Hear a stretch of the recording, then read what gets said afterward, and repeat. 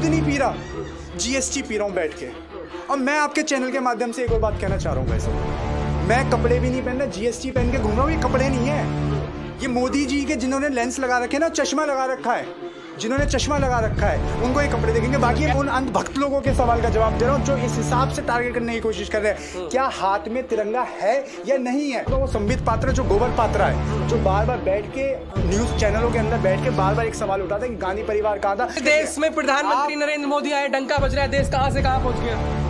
मुझे लगता है आपने भक्ति का चश्मा वही कहते हैं, आपने भक्ति का चश्मा नहीं, आपने भक्ति का लेंस लगा रखा। फिर क्यों चुन रहे? कैसी बातें कर रहे हैं आप। अगर राजस्थान में सरकार बन गई तो वो भी हजम नहीं हो रहा क्या। अब मैं वो नहीं कह रहा हूँ, आप सवाल उठा रहे हैं ना बीजेपी पे, चुनाव आयोग की वजह से हुआ है, तो फिर चुनाव आयोग तो राजस्थान में भी है। बीजेपी जो है, अच्छा आप अमित शाह की बात करते हैं, उस तड़ी पार की बात करते हैं, वो अब बन गए।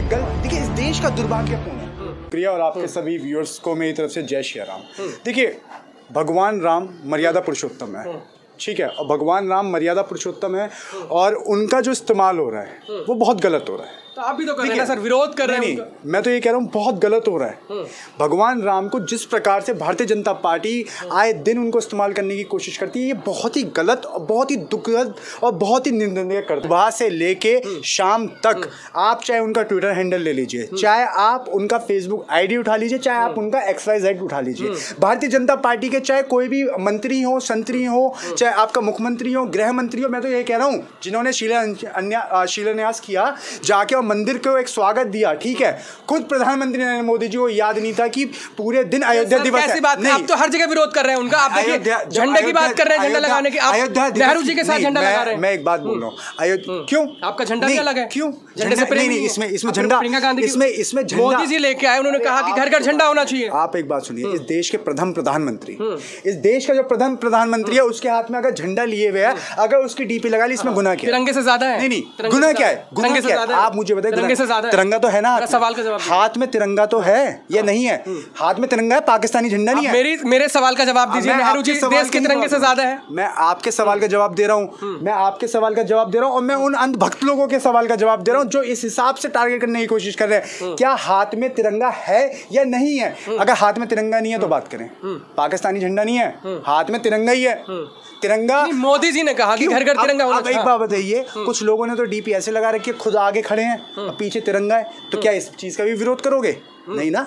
तिरंगा तो आपके सारे नेता ऐसे ही कर रहे हैं। तिरंगा तो हाथ में ना, तिरंगा तो हाथ वही कर रहे हैं आपके कांग्रेस, तिरंगा तो हाथ में ना। और मैं एक और बात बोलना चाहूंगा कि भारतीय जनता पार्टी का एक एक व्यक्ति, और मैं कहना चाहता हूँ वो संबित पात्रा जो गोबर पात्रा है, जो बार बार बैठ के न्यूज चैनलों के अंदर बैठ के बार बार एक सवाल उठाता है कि गांधी परिवार कहाँ था। कल गांधी परिवार रोड पे था जब प्रधानमंत्री जी बैकफुट पे आ गए, पूरी भारतीय जनता पार्टी और मोदी सरकार और मोदी शाही जब पूरी, देखिए तानाशाही नहीं है इस देश के अंदर, इस देश के अंदर मोदी शाही है। मोदी शाही जब पूरी बैकफुट पे आ गई, क्या मेरे लगा है? और मैं एक और बात कर रहा हूँ, फॉलो कर रहे हैं आप? क्या नहीं, मैं अपने देश प्रेम को फॉलो कर रहा हूँ, मैं मोदी जी को फॉलो नहीं कर रहा। मोदी जी की बात मान रहे हैं ना? मैं आपको एक बात कहना चाहता हूँ पत्रकार महोदय, कि इतनी अंधभक्ति की अफीम ना पी के घूमिए कि आपको इस देश के अंदर कि आप तिरंगे के ऊपर राजनीति करने लगे। और तिरंगे के ऊपर राजनीति करने वाली बात है ना, मैं खुश उस दिन होता कि जब इस देश का प्रधानमंत्री हर घर तिरंगे के साथ साथ ये कहता कि मैं हर एक व्यक्ति को जिसके पास घर नहीं है दिया है ना, प्रधानमंत्री आवास योजना घर देने की बात कर रहा हूँ। कितने आवास दे दिए, आवास का एक ढकोसला दिखाता हूँ, कैमरामैन देखना,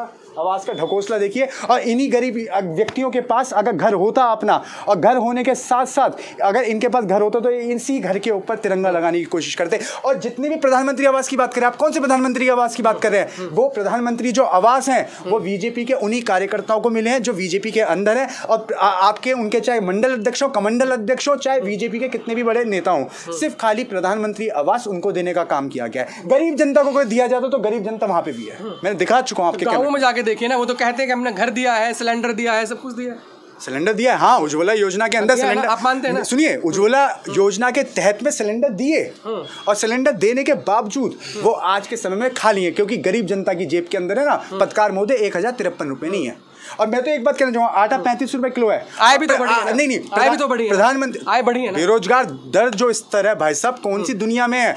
आप जैसे पत्रकार लोगों ने ही बीजेपी इस बात को कहती है आय बढ़ी है जब से हमारी सरकार। मैं ये कहता हूँ इस देश का प्रधानमंत्री निकम्मा प्रधानमंत्री है कि 18 घंटे मेहनत करने के बावजूद भी इस देश का प्रधानमंत्री 80 करोड़ लोगों को राशन दे रहा है मुफ्त का। तो आप ये सोचिए, जब वो राशन दे रहा है मुफ्त का, तो इस देश का जो 80 करोड़, मतलब 130 करोड़ की आबादी है इस देश की, 130 करोड़ की आबादी के अंदर पत्रकार मुद्दे 80 करोड़ लोग भुखमरी के नीचे हैं, यानी जो फ्री का राशन ले रहे हैं। आप इस चीज को सोचने की कोशिश करिए, अपना IQ लेवल लगाने की कोशिश करिए, आप सच दिखाने की कोशिश करिए। देश में प्रधानमंत्री नरेंद्र मोदी आए, डंका बज रहा है, देश कहां से कहां पहुंच गया।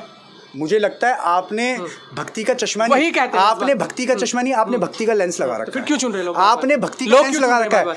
लोग क्यों चुन रहे हैं बार-बार? पत्रकार महोदय, आपने भक्ति का लेंस, ये बताइए लोग बार-बार देखिए, लोग देखिए, मैं एक बार फिर कहना चाहूंगा, मैं किसी का भक्त नहीं हूं ना किसी का फॉलोअर हूं, पर मैं एक बात रिपीट करना चाहूंगा जो कल राहुल गांधी ने कही कि इस देश के अंदर मोदी शाही चल रही है, जैसे जर्मनी के अंदर हिटलर शाही चली थी। हिटलर शाही के तहत में जब मेरा तो सीधा सवाल है, अगर वो इतने गलत हैं तो उनको बार बार देश में क्यों चुना जा रहा है? दोबारा प्रधानमंत्री बने, उत्तर प्रदेश में उनकी सरकार आई, जब सारी संस्थानें, जब चुनाव आयोग से लेके आपका मीडिया तक इस देश का जब बिक चुका है, और जो मोदी जी चाहते हैं वो दिखाने का कार्य करते हैं। चुनाव आयोग राजस्थान में नहीं है तो चुनाव कैसे? चुनाव आयोग राजस्थान में, अरे आप बंगाल में नहीं है, पंजाब में नहीं है। आप क्या चाहते हैं कि इस देश के अंदर, इस देश के अंदर सिर्फ और सिर्फ खाली भारतीय जनता पार्टी रहे, बाकी सब खत्म हो जाए?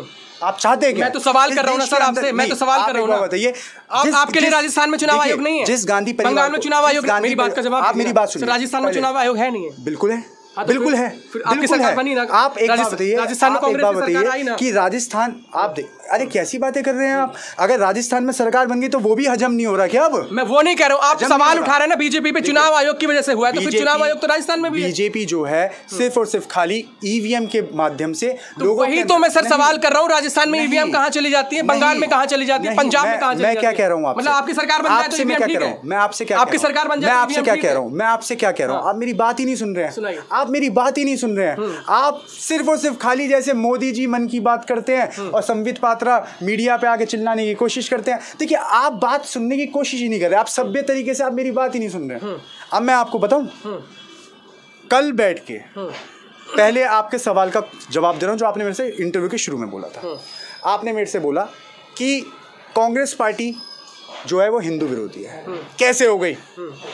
मैंने नहीं बोला, ये भारतीय जनता पार्टी बोलती है। भारतीय जनता अमित शाह ने इस बात को बोला, मैं उनकी बात दोहरा रहा हूं। मैं भारतीय जनता पार्टी, अमित शाह, आप अमित शाह की बात करते हैं, उस तड़ीपार की बात करते हैं, वो अब बन गए। देखिए, इस देश का दुर्भाग्यपूर्ण है कि एक तड़ीपार गृह मंत्री बन जाता है। और देखिए, इस प्रदेश के मुख्यमंत्री जो हैं शायद चिलम में थे, चिलम पी रखी थी कि सुबह से लेके मध्यम वर्ग के रात के 8 बजे तक उस व्यक्ति को होश नहीं था कि अयोध्या दिवस है, और ज्ञान बांट रहे हैं रात में आके। अगर इतना ही बड़ा होता ना, जब प्रधानमंत्री जी के 1 साल पूरा हुआ, 8 साल पूरे होने के कार्यक्रम चलते ना, तो वहीं पे अयोध्या के लिए सुबह से लेकर रात तक बीजेपी के कार्यकर्ता ऐसे निकलते जय श्री राम करते हुए, ना जाने कैसे, पर इनको खुद को ही याद नहीं था भाई साहब। चलिए ठीक है सर, आपने दूसरी बात, जब जनता इस देश के अंदर महंगाई की मार, आपको नहीं लगता? मुझे लगता है, और मैं तो कसम से बोल रहा हूँ। ठीक है, अरे मैं मोदी जी का विरोध ही नहीं कर रहा, मैं तो कह रहा हूँ भाई साहब, महंगाई नहीं है, कसम से महंगाई नहीं है। और आज के समय में महंगाई बिल्कुल नहीं है। मैं ब्रश नहीं करता, मैं GST कर रहा हूँ आज के समय में। मैं नहा नहीं रहा हूँ साबुन से, GST लेके नहा रहा हूँ भाई साहब। और मैं तो ये कहना चाहता हूँ भाई साहब, मैं दूध नहीं पी रहा, GST पी रहा हूँ बैठ के।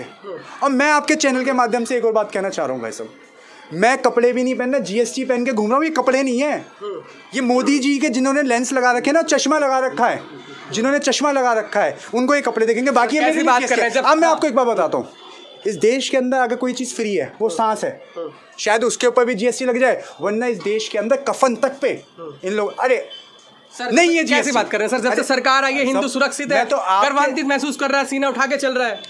अच्छा, हिंदू सुरक्षित है, ऐसा बोलते हैं वो? अरे ऐसा बोलते हैं? अरे मैं तो कह रहा हूँ पत्रकार महोदय, मैं तो आपकी कोई बात अब डिनाई नहीं करूंगा, मैं डिनाई नहीं करूंगा। अब आप जैसा सुनना चाहते हैं मेरे से, मैं वही बोलूंगा। अब हिंदू सुरक्षित है, योगी जी कहते हैं, मुख्यमंत्री है उत्तर प्रदेश के, हिंदू सुरक्षित है। उदयपुर में क्या हुआ? आपकी सरकार है ना सर? अच्छा, अरे वाह, अब सरकार आ गई। अब आप मुझे बताइए कि क्या हिंदुस्तान जो अखंड भारत की बात करते हैं, अखंड भारत, अखंड हिंदुस्तान की बात करते हैं, आज अखंडता, अब क्या जब उन पे सवाल करे जाएंगे तो अखंडता टूट जाती है? अब वो आप उन्हें स्टेट सरकारों में बांट देंगे? पत्रकार महोदय, राजस्थान में किसकी सरकार है? हिंदू सुरक्षा। राजस्थान में किसकी सरकार? अरे हिंदू इतना, राजस्थान में हिंदू मेरे सवाल का जवाब दीजिए, राजस्थान में सरकार किसकी है? पत्रकार महोदय, आपके हिसाब से जवाब दूं? चलिए मैं भी भक्ति का हिसाब की बात नहीं कर रहा हूं, मैं सिर्फ सवाल ये कर रहा हूं कि राजस्थान में सरकार किसकी है? कैमरामैन आपके पास लेंस होंगे, मैं भी भक्ति का लेंस लगा लेता हूँ। हाँ बताइए कि हाँ राजस्थान में सरकार किसकी है? सर कांग्रेस की सरकार है। कांग्रेस की? बिल्कुल। तो गहलोत जी मुख्यमंत्री है? बिल्कुल सर। उनकी जिम्मेदारी नहीं है वहाँ की? सर हाँ, कुछ जिम्मेदारी है उनकी, नहीं है सर? हाँ पत्रकार महोदय बोल लूँ? जी बोलिए सर। जब वहाँ पे घटना हुई, जब हमारे कन्हैया भाई की हत्या हुई, उसके कितने घंटे के अंदर गिरफ्तार हुए अपराधी को फास्ट ट्रैक कोर्ट के अंदर भेजा। सरकार ने इतनी जल्दी, जब हाथरस के अंदर हत्याकांड हुआ था ना उत्तर प्रदेश के अंदर, देखिए मेरे घर के अंदर भी माँ बहन बेटियां हैं, शायद आपके अंदर भी होगी, शायद मोदी के भक्ति के अंदर आप इतना तो प्रदेश में तो जहाँ भी जो क्राइम हो रहा है बुलडोजर चलाया जा रहा है भाई साहब। अच्छा, रेप हुआ था, क्या हुआ? किसानों को गाड़ी से कुचल दिया गया तो क्या हुआ?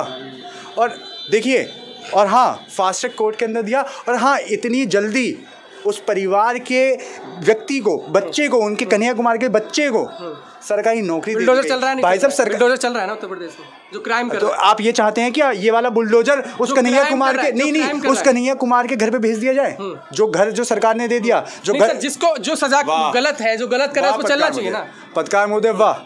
अच्छा एक बात बताइए, जिसने हत्या करी वो कौन? वो कौन?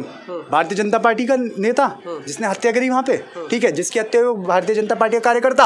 और अफसोस की बात देखिए भाई साहब, प्रदर्शनकारी भी भारतीय जनता पार्टी के, इतने निकम्मे हो चुके हैं भारतीय जनता पार्टी वाले। जम्मू एंड कश्मीर के अंदर खुद IT सेल का पदाधिकारी भारतीय जनता पार्टी का पाया जा रहा है। अब इससे ज्यादा, मैंने भक्ति का चश्मा लगा रखा है, आप मेरे से और पूछिए, आप क्या पूछना चाहते हैं, मैं आपकी सारी बातों पे हाँ करूँगा। कल जो आपका प्रदर्शन काले कपड़े पहन के हुआ, हिंदू मंदिर को लेकर जिस तरीके से भारतीय जनता पार्टी कह रही है, अमित शाह कह रहे हैं, अमित शाह जो कह रहे हैं, गृह मंत्री जो कह रहे हैं, सर भाइयों बहनों, मैं अपना झोला उठाऊंगा और चल लूंगा, पर मैं आपके चैनल के माध्यम से, और खास तौर को आपको मैं एक बात बोल देना चाहता हूँ भाई साहब, आप जिस परिवार के ऊपर उंगली और उठा रहे हैं ना, जिस भारत की, मैं नहीं उठा रहा हूँ, मैं अमित शाह का सवाल दोहरा रहा हूँ। अमित शाह ने कहा है, आप तो गृह मंत्री हैं। अरे सर, सवाल आप उनकी आवाज उठा रहे हैं ना, मैं आवाज नहीं उठा रहा हूँ, विपक्ष की भी तो बात सुन लीजिए। मैं ये कह रहा हूँ कि अमित शाह ने ऐसा बोला है कि सर मैं मोदी जी की तारीफ कर रहा हूँ कि मैं तो झोला उठाऊंगा चल दूंगा, पर मैं आपके चैनल के माध्यम से एक बात बोलना चाहता हूँ, और आपको भी बोलना चाहता हूँ कि इस देश के अंदर, ठीक है, ऐसे भी प्रधानमंत्री हुए हैं इंदिरा गांधी जैसे, जिन्होंने पाकिस्तान के 2 टुकड़े करे और अपनी छाती पे गोलियां खाई और छलनी हो गई। इस देश के अंदर राजीव गांधी जैसे भी प्रधानमंत्री हो जिन्होंने छलनियां गाड़ी, और ये गांधी, चाहे वो राहुल गांधी हो, चाहे वो प्रियंका गांधी, चाहे वो सोनिया गांधी हो, ये वही गांधी का खून है जो इस देश की जनता के लिए कुर्बान हुए और इस देश की जनता की आवाज उठा रहे हैं, रोड पे आके उठा रहे हैं, पिट के उठा रहे हैं, लेट के उठा रहे हैं। लास्ट आखिरी जाते लास्ट सवाल, भारतीय जनता पार्टी जो है, मोदी जी ये कहते हैं कि जब से भारतीय जनता पार्टी आई है देश में विकास हुआ है, 70 साल से जो है कांग्रेस ने देश को लूटा है। सर हुआ है विकास, हुआ है सर विकास, मैं नहीं कहता नहीं हुआ, विकास हुआ है। अब्दुल के नट टाइट हो रहे थे, विकास हो गया, ठीक है, रामू को लूट लिया, विकास हो गया सर, विकास हुआ है। कौन कहता है विकास नहीं हुआ? हर जगह विकास ही विकास है, और विकास इतना बावला हो गया पिछले 8 सालों के अंदर, विकास ही नहीं मिल रहा, बस बाकी सब कुछ मिल गया इस देश के अंदर। इस देश के अंदर यहाँ तक कि लोगों को मंदिर, मस्जिदों के अंदर मंदिर दिख रहे हैं, पर विकास नहीं दिख रहा। विकास बावला हो गया, विकास पागल हो गया, विकास अब विकास है ना मोदी जी के झोले में दिखेगा 2024 के अंदर, शायद विकास मिल जाए। मतलब आ रहे हैं दोबारा, मैं तो कह रहा हूँ उनके, अरे भाई साहब मैं तो कह रहा हूँ उनके झोले के अंदर मिल जाएगा विकास, चाहते हैं कि अरे मोदी जी के झोले मिल जाएगा। और देखिए, हाँ अगर देखिए मानसिकता देखिए इस देश के अंदर, अगर किसी प्रधानमंत्री के हाथ में अगर तिरंगा है, अगर उसकी डीपी लगा ली तो वो इस देश का ही प्रधानमंत्री था, ठीक है, मैं किसी चीज़ का विरोध नहीं कर रहा, वो इसी देश का प्रधानमंत्री था, अगर डीपी लगा ली तो क्या आपत्ति, क्या आपत्ति? नहीं, वो ये कह रहे हैं कि बीजेपी जो सरकार है भारतीय जनता पार्टी की, वो कहते हैं राजनीतिक स्तर के अंदर, राजनीतिक, मैं आपके चैनल के माध्यम से अब मैं एक सीरियस होकर एक बात बोल देता हूँ, सत्ताएं आएंगी और जाएंगी, राजनीति जो राजनीति विषय के अंदर आके ये जो नफरत और बदले की हीन भाव की जो राजनीति कर रहे हैं, आज आप सत्ता में हो, कल आप विपक्ष में होगे, तो ऐसी नफरतें और इस देश की जो खूबसूरती है इसको तोड़ने का कार्य ना करें। हर चीज़ के ऊपर अब तो भगवान राम भी थक गए भाई साहब, अब तो भगवान राम भी थक गए कि कब मोदी जी एंड कंपनी उठ के हर चीज़ का अब उनको ना बना दे, आप उनको गुनहगार ना बना दे, क्योंकि महंगाई हो, आपका गब्बर सिंह टैक्स हो, आपके तमाम इस देश की जनता, सॉरी टैक्स तो है ही नहीं भाई साहब, मैंने तो जीएसटी पहन रखा है, मतलब जो भी जीएसटी से रिलेटेड मुद्दे हो ना, है ना, उस पर भगवान राम को दोषी ना बना दे। क्योंकि कल भगवान राम देखिए आराम कर रहे थे अपने मंदिरों के अंदर, जो अयोध्या के अंदर जो मंदिर बना ना उसके अंदर भगवान राम आराम कर रहे थे, पर भगवान राम को फिर भारतीय जनता पार्टी ने नकारापन अपना छुपाने के लिए भगवान राम को दोबारा इस्तेमाल किया है।